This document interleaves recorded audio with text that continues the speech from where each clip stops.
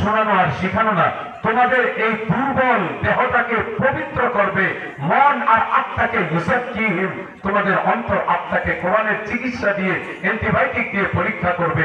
যখন তুমি কোরআনের ভিতরে প্রবেশ করবা, ওই সময় অন্যগুলো আস্তে আস্তে তোমার ভেতর থেকে দূর হবে।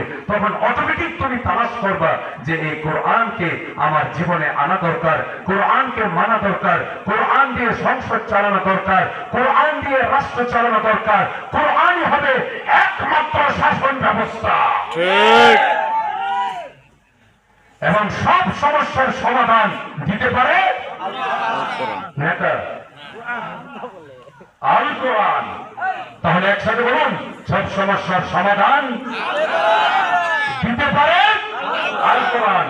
সব সমস্যার সমাধান দিতে পারে আল কোরআন। সব সমস্যার সমাধান, সব সমস্যার সমাধান এটা সুন্দর হচ্ছে, দিতে পারে আল কোরআন।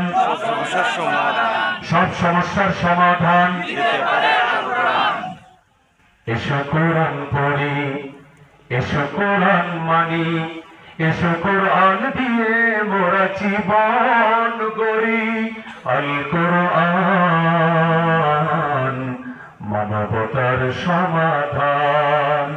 সেই কোরআন এখানে পড়ানো হয়। আল্লাহর হাবিব বলেন, মান ক্বারা হারফান মিন কিতাবিল্লাহ, যে আল্লাহর কিতাবের একটা অক্ষর একবার পড়বে, ফালাহু হাসানাতুন, তার জন্য একটা নেকি, আর একটা নেকিকে আল্লাহ তাআলা 10টা নেকিতে রূপান্তরিত করে দিবেন। বলুন সুবহানাল্লাহ।